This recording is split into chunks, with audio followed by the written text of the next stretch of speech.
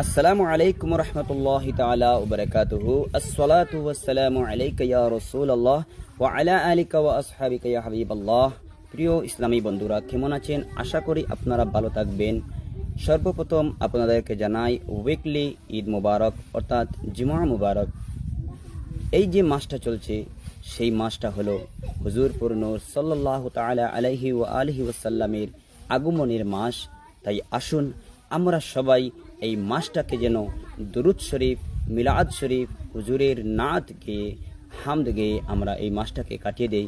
তাই আসুন আমরা একটি দুরুদ শরীফ পড়ি, সবসময় যেন এই দুরুদ শরীফটা পড়তে থাকি, কারণ সেই দুরুদ শরীফটা হলো কম সময়ে বেশি পড়া যায়। সেটা হলো সাল্লাল্লাহু তাআলা আলা মুহাম্মদ সাল্লাল্লাহু আলাইহি ওয়া আলিহি ওয়াসাল্লাম।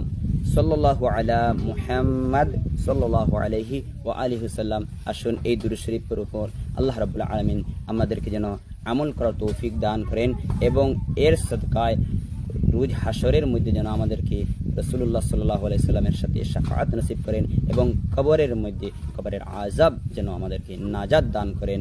আমিন। সাল্লাল্লাহু তাআলা আলাইহি